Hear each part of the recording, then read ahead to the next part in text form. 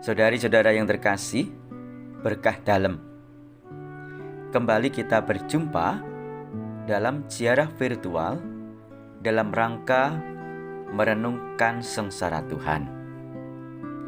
Saudari-saudara, oleh karena Jumat depan kita sudah memasuki perayaan Jumat Agung, maka ziarah virtual ke-6 dan ke-7 kita gabungkan karena ada pada lokasi yang berdekatan, yakni Tuhan Yesus wafat dan dimakamkan.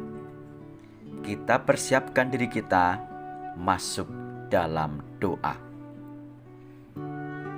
Dalam nama Bapa dan Putra dan Roh Kudus. Amin.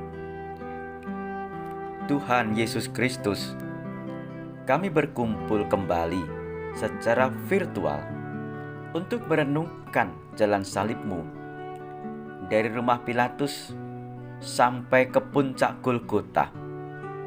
Kami ingin mencoba mengikuti Dikau, meskipun biasanya sengsara dan kurban ingin kami hindari. Semoga semangat yang mendorong Dikau untuk tugas perutusan-Mu menjadi semangat hidup kami dan untuk gereja-Mu yang sedang berziarah menuju Bapa. Kasihanilah kami ya Tuhan, ya Allah, kasihanilah kami orang berdosa. Saudari-saudaraku, inilah lokasi gereja Makam Suci. Jumat kemarin kita telah sampai ke Golgota yang juga berada di dalam kompleks gereja besar ini.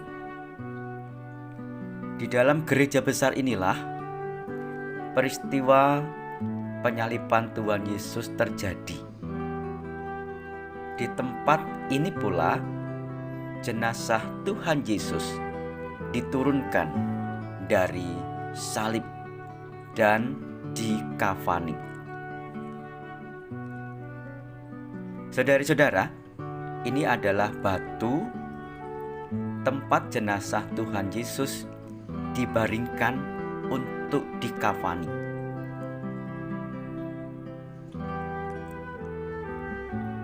Tidak jauh dari lokasi tersebut, Tuhan Yesus kemudian dimakamkan.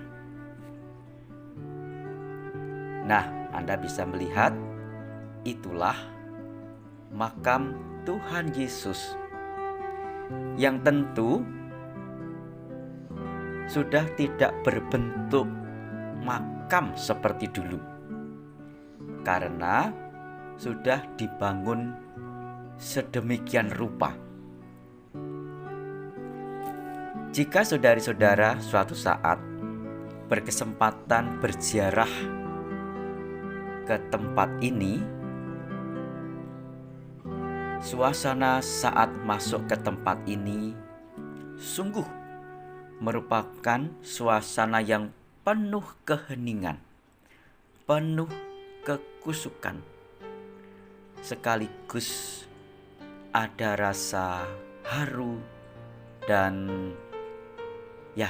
campur-campur. Setidaknya itu yang saya rasakan.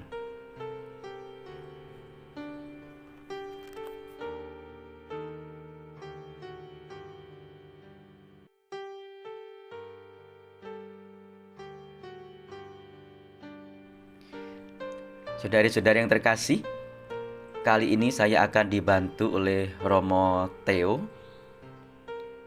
Romo Theo ini dulu ketika saya masih frater tahun orientasi pastoral di Paroki Ambarawa, saya kenal sebagai seorang misdinar di paroki itu, namanya Beta. Sekarang menjadi seorang Romo Fransiskan yang berkarya di Yerusalem. Beberapa video pelengkap selama kita ziarah virtual selama ini juga bersumber dari beliau.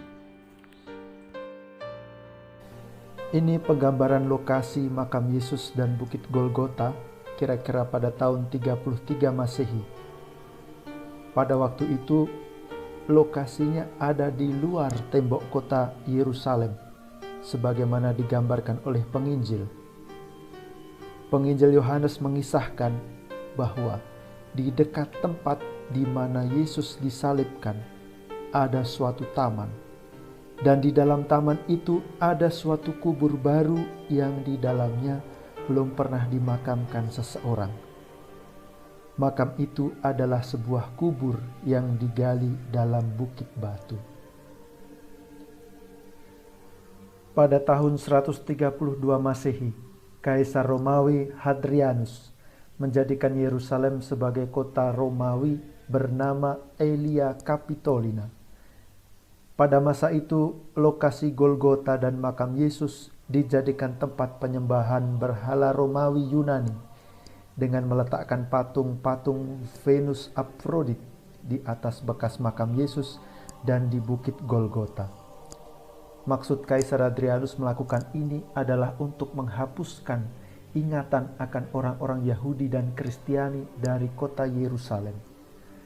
Namun justru sebaliknya, setelah kebangkitan kekristenan pada masa Kaisar Konstantinus, orang-orang Kristiani jadi bisa tahu dengan pasti di mana letak Golgota dan bekas makam Yesus, yaitu di tempat di mana Kaisar Hadrianus meletakkan patung-patung berhalanya. Santo Hieronymuslah yang menceritakan kepada kita tentang hal ini. Dan inilah gereja makam Yesus yang dibangun pada zaman Kaisar Konstantinus. Zaman ini disebut juga dengan zaman Bizantin. Gereja mulai dibangun pada tahun 325 dan diberkati pada tanggal 13 September 335. Pada masa ini dibangun pula beberapa gereja lain yang sangat bersejarah di Tanah Suci. Sayangnya gereja-gereja tersebut dihancurkan oleh invasi Persia pada tahun 614, kecuali satu gereja yang tidak dihancurkan, yaitu gereja kelahiran Yesus di kota Bethlehem. Pada tahun 1099, tentara perang salib merebut kota Yerusalem dan membangun kembali gereja makam Yesus, di mana di dalamnya terdapat Bukit Golgota, batu tempat Yesus dibaringkan dan diurapi dengan minyak lalu dikafani, serta bekas makam Yesus. Invasi beberapa khalifah ke Yerusalem membuat gereja makam Yesus menjadi tidak menentu. Khalifah Salahuddin, Khwaresmian, dan Mamluk bergantian menguasai kota Yerusalem. Situs makam Yesus dan Golgota tidak terurus, dan hanya peziarah yang bisa membayar dengan harga mahal kepada penguasa setempat yang diperbolehkan masuk ke situs Kristiani paling suci tersebut. Untunglah pada tahun 1217 situasi ini berubah. Khalifah Mamluk yang berkuasa menjanjikan kepada Paus Innocentius keempat untuk memperbolehkan para peziarah Kristen mengunjungi gereja makam Yesus. Kunci gereja dipercayakan kepada dua keluarga Muslim yang akan membukakan pintu gereja kepada setiap peziarah yang datang. Tradisi ini masih berlangsung hingga saat ini. Tahun 1342, Paus Clemens ke-6 mempercayakan penjagaan gereja makam Yesus dan tempat-tempat suci lainnya kepada Ordo Fratrum atau Fransiskan. Sejak saat itulah para Fransiskan menjalankan mandat dari Gereja Katolik untuk menjaga tanah suci. Pada masa pemerintahan Ottoman dari Turki, Fransiskan membangun makam Yesus menjadi seperti yang kita lihat saat ini. Ini terjadi pada tahun 1555.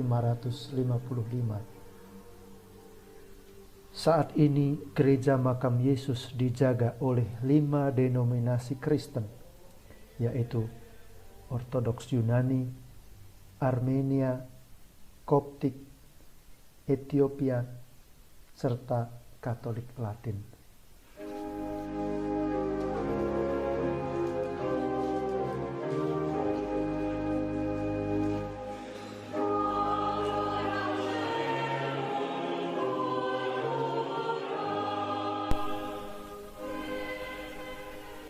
Demikianlah saudara-saudari, kisah-kisah Paskah yang kita dengar dan kita baca dalam Injil bukanlah dongeng, tetapi kisah yang nyata yang bisa ditelusuri secara ilmiah. Kajian arkeologis serta penelusuran sejarah kiranya dapat membuktikan kebenaran kisah-kisah tersebut. Tentu saja iman Kristiani tidak tergantung pada penemuan arkeologis dan penelusuran sejarah, tetapi melalui penggalian arkeologis dan sejarah, umat Kristiani dapat menemukan akar iman yang sudah ada sejak 2000 tahun yang lalu. Semoga dengan mengetahui sejarah gereja makam kudus, iman kita pun semakin dikuatkan. Terima kasih, semoga Tuhan memberi engkau damai.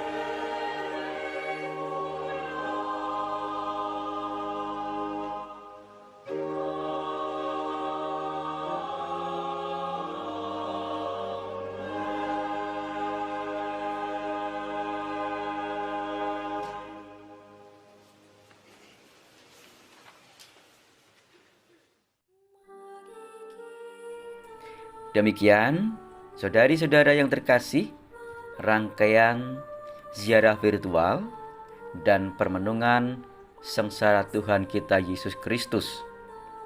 Selamat memasuki Pekan Suci. Semoga kita semakin mengalami bagaimana cinta Tuhan yang luar biasa dalam hidup kita. Kita masuk dalam doa. Ya Allah kekal dan maha kuasa, kami bersyukur kepadamu karena Engkau membarui hidup kami dengan wafat dan kebangkitan putramu. Kuatkanlah kami agar kami dengan mengikuti jalan salib putramu menjadi rela untuk memanggul salib dengan setia dan tekun, serta rela mengabdi kepada Dikau dan sesama. Berilah rahmat-Mu kepada semua yang kami doakan, dan hantarlah kami semua kepada kebangkitan dengan pengantaran Kristus Tuhan kami. Amin. Tuhan bersamamu. Saudari-saudara sekalian, dalam naungan berkat Allah yang Maha Kuasa, Bapa dan Putra dan Roh Kudus. Amin. Terima kasih. Salam sehat selalu dan berkah dalam.